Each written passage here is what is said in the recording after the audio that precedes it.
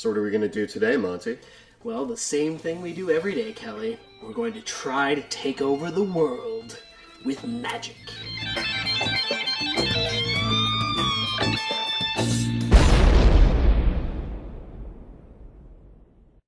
Greetings, evil masterminds, overlords, and dungeon masters. I'm Monty Martin. And I'm Kelly McLaughlin. And we are the Dungeon Dudes. Are you thinking what I'm thinking, Monty? I don't know, Kelly. What are you thinking? I'm thinking that we need to pick out some top spells to give our big bad evil guy in our D&D campaign. Yeah, we've got a special episode for Dungeon Masters as we're going to help you take your villains to the next level by showing you how to use the magic in the player's handbook against your unsuspecting heroes. So, some Dungeon Masters will tell you that as a DM, you don't need to play by the rules at all. But there is a smug satisfaction to be gained about challenging your players by using magic that they can use too against them. It really will highlight how vicious some of these spells that people seem to overlook can really be. Yeah, and it teaches your players to think differently about how they plan and approach situations. And I think using spells as a DM really effectively, but being constrained by the same constraints that the players have, really is one of those things that makes your players, A, respect your villains much more, and B, fear them. We're going to take a look at a number of different spells today, and we're going to go into detail about each one, and Monty's going to tell us a bit about how to really use those spells in your game to create a really crazy villain. What's the first spell that we want to talk about today? Yeah, so the very first spell that I want to talk about is Scrying. Scrying, which is a spell that allows you to spy on your player characters from the villain wherever he is. Scrying is a 5th level spell. So it's available to lots and lots of different character classes. Clerics get it, bards get it, wizards get it, sorcerers get it. Actually, sorcerers might not get it. Warlocks get it, though. So almost any major villain archetype is going to have access to the Scrying spell as soon as they get to 9th level. Yeah, and from a player's perspective, you might look at that spell and say, well, that doesn't really do a whole lot of damage. I don't get to cast Fireball. I don't get to blow things up. But there is something really terrifying about having a villain that can constantly spy on the party. Yeah, now bear in mind, Scrying does take 10 minutes to cast, and you only get to spy on somebody for 10 minutes at a time. So your villain isn't necessarily going to get the opportunity to be constantly spying on the party, but Scrying allows your villain to observe the party as if they were really there. Now, until your villain knows the player character's names or collects pieces of their hair, your party's going to get a very good chance of making their saving throw. And Scrying is a great thing to do at the table and just saying, hey, Kelly, make a wisdom saving throw. And your players are like, what? Why am I doing this? You might send your villain out. Eventually, they might send like a spy out to collect like fingernails from their players, which gives the player a -10 penalty on their wisdom saving throw against the Scrying. You want your villain to scry on your party once a day, because usually they're only going to have 1 or 2 spell slots to do that with. And so my villains, by default, scry on the party in the morning or at night. The other thing is that the villain can also use scrying to spy on their own lieutenants. So you kind of create a network then of your main bad guy being able to see what all of his commanding officers are doing, keeping tabs on them, and really just making sure that he's controlling his evil entourage. Our second spell has a little bit more direct combat application, and that is Contingency. Contingency. Now, I, as a player character, have used Contingency. I loved my Contingency, but I can think of many other ones that a villain might use. Now, Contingency is a 6th level spell. It's only available to wizards, however. Bards can pick it up with magical secrets, and many often do, because it's a fantastic spell for both players and their villains. This also means that the villain has a little bit of a narcissistic streak, because for contingency, you need a jeweled statue of yourself worth 1,500 gold pieces. Yeah, but what villain doesn't have that? Exactly. It's like your own action figure. Yeah. And so contingency, once you cast it, it lasts 10 days. So it doesn't count against the spells that your villain has used for a time. So I usually say that my villain is never caught on a day that they cast contingency. And you get to specify a condition and then cast another spell that happens automatically when that condition applies, but it can only be a spell that targets you who's casting contingency. For my player character, I had it so that I also had polymorph. So I had it so that if my wizard was reduced to half hit points or lower, he immediately cast polymorph on himself and became a T-Rex. Now, that's an awesome strategy. Just bear in mind that if you do that, you have to concentrate on the new spell that the contingency creates. So if you were reduced to half hit points and then turn into a T-Rex, you're now concentrating on that polymorph spell as well. Yeah. And once you specify the conditions of a contingency, it happens regardless of whether you want it to or not. My favorite use of contingency for a villain is basically to give the villains an extra legendary resistance. I have my villains say that their contingency is cast Dispel Magic at 5th level on myself if a spell renders me incapacitated. Question about contingency. When it goes off, does it use a spell slot to trigger the new... It doesn't, but when you cast contingency originally, you use a 6th level slot, and then you also cast the spell that you're casting as well. And I'm pretty sure you can upcast that, so the limit of the second spell is it can't be higher than 5th level. So it means that, like, you can't put... and it also needs to have, like, a casting time of 1 action. Mm-hmm. So you can't do things like have contingency to heal yourself or contingency to raise yourself from the dead, right? But Dispel Magic is a pretty good one. One that often also gets used is contingency for invisibility. What about our third spell, Monty? Our third spell is a 7th level spell, and this is Force Cage. I don't like playing against Force Cage because Monty has used it way too many times on my player characters, and it always puts me into a panic mode while I run around trying to figure out what the heck to do. It's essentially a force prison. You can actually choose whether it's bars or a solid block. It's either a solid box that is on all sides and it's 10 by 10, or a cage which is 20 by 20. And you basically can trap the player characters inside of this and use this as a tool for escape or a tool to really annoy a group of characters during combat. Yeah, well, and it can be used in combat as well for a whole wide range of situations. There's a few reasons for this. First of all, Force Cage doesn't require the villain to concentrate on it, and it lasts for an hour, and it can't be dispelled. So mean. So once it goes off, it's staying there, right? It can be disintegrated, however. It follows the same rules as a Wall of Force, which also means that in the solid box option, spells can't go through it either. What it means, though, for your players is that if your villain has other things to do, isn't going to waste his time with your player characters, kind of thinks they're beneath him, but he's got other places to be, just Force Cage the jerks. And then you just walk away. And then you just walk away. Yeah. And usually player characters are conveniently in that 20-foot by 20-foot range because they like to stick together foolishly. This is why player characters get fireballed, by the way. And it's very difficult to get out of Force Cage because you have to teleport out. But even teleporting out has some issues. It does. Because you have to make a charisma saving throw. So, my secret tech as a player, if I get Force Caged, polymorph yourself into a fly. But that's only if it's the cage version. If it's the cage version. If it's a box version. If it's the box version, you're pretty stuck there. Now, the cage version can also be comboed if your villain wants to fight. So if your villain wants to fight, he drops the Force Cage, and then follows that up with one of those really nasty area of effect damage spells like Cloud Kill or Incendiary Cloud or Wall of Fire.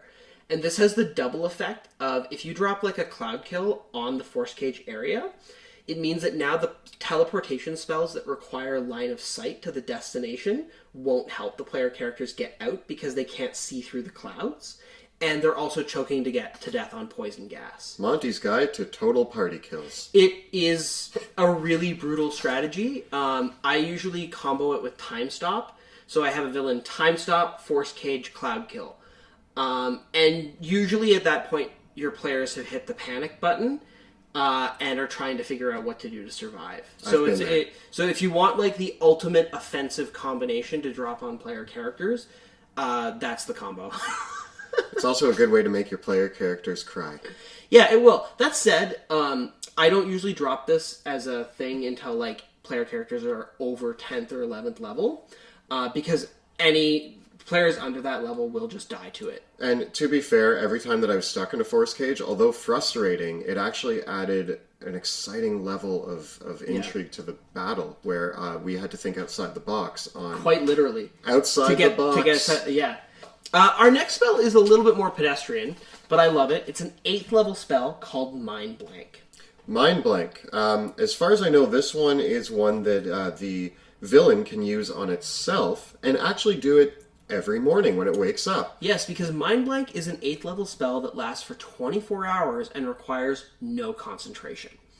Mind Blank is one of those spells that I like to use because I kind of find that the 8th level spells are either really, really big hosers, like Power Word Stun, that just are not fun in combat. Like, it's not fun as a player to get hit by Power Word Stun. Just takes all of your actions away. There's nothing you can do. You can't. Whereas with Mind Blank, it gives the villain a really big advantage, both strategically and tactically.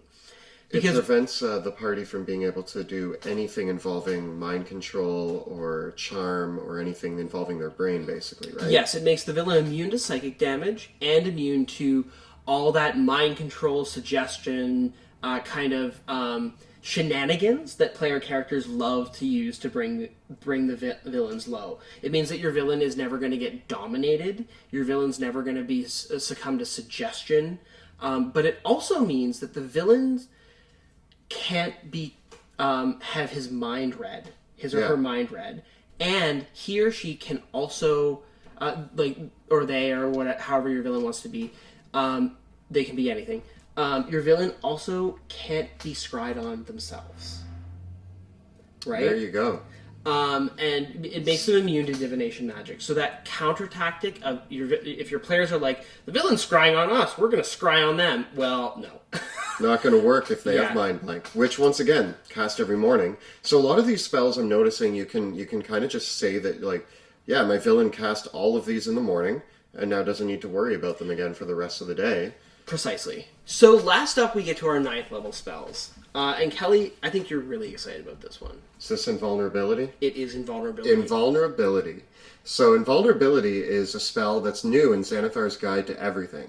And I really love this spell, especially for a villain. When I first read it, my first thought was player characters, but then I realized the potential for giving this to a villain. Invulnerability makes the villain immune to all damage. While they concentrate on it for up to 10 minutes. But they don't need to worry about concentration saves if they're immune to all damage. Yes. What I think a great use of this spell could be is less in combat, although you could use it in combat and it would be really, really devastating. But also, if you want to introduce your villain early on in the campaign and just have him show up in front of the party and be like, hey, I'm your main villain, and here's all the things that I'm going to do to kill you. If they try to attack him, if they try anything, he could cast Invulnerability on himself, and now he's just there to taunt them and leave without taking any damage. And really, this is the through line of all the spells in our top 5. Combining Invulnerability with Mind Blank and Contingency, as well as Force Cage, means that you've got a villain that now can walk right up to your player characters, taunt them, berate them, give his great monologue about why he or she or they are so evil, and walk away. And that's something that is very hard to pull off in Dungeons & Dragons. A lot of times villains just get ganked because the Gloomstalker Ranger can make 6 attacks on the first turn. But with Invulnerability and all these other abilities, the villain's not going to get wasted by the archer. They're not going to get mind controlled by the wizard.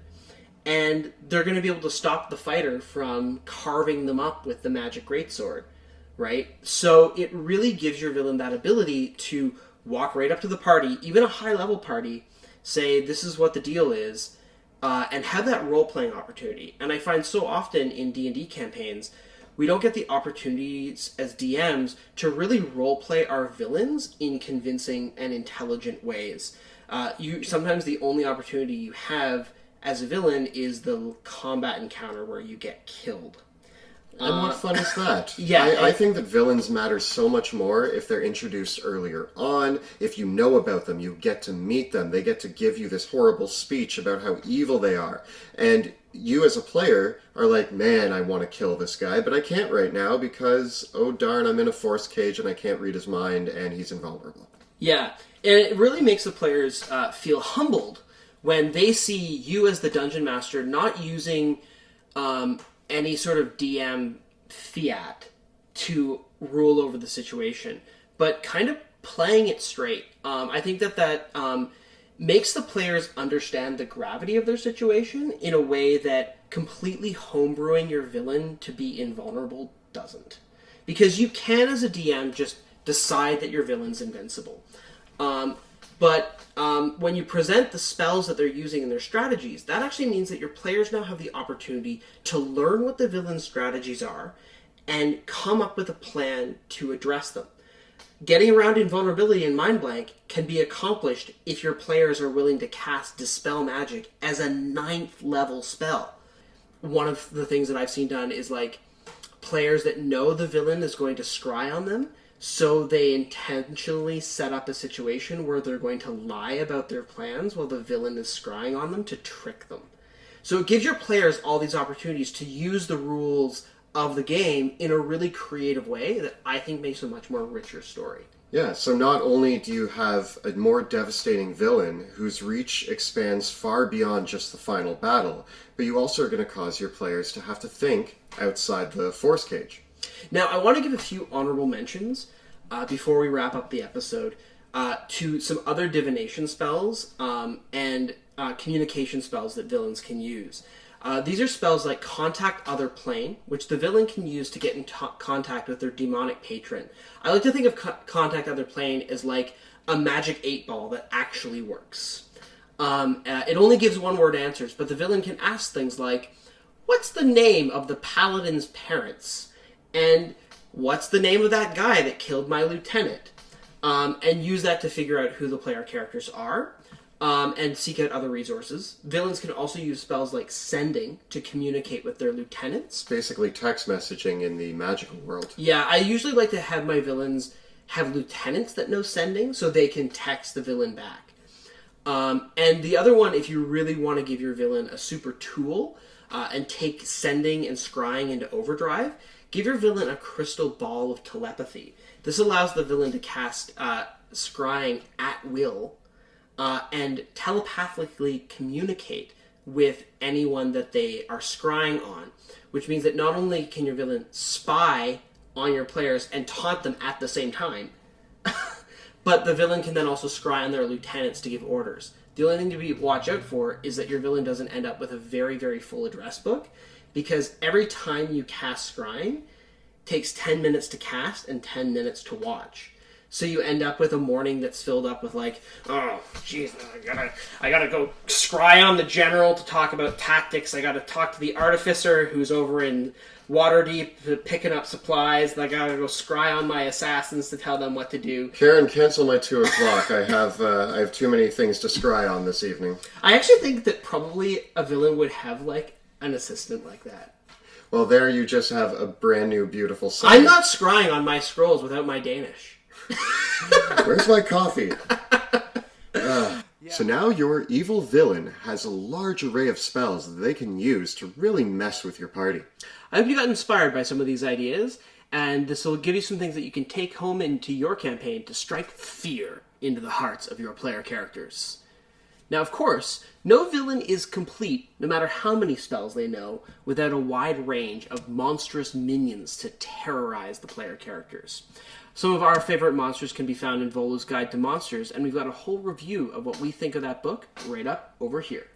Or if you're looking for easy reference for the spells that we mentioned in this episode, you can find our review on the spell cards over here.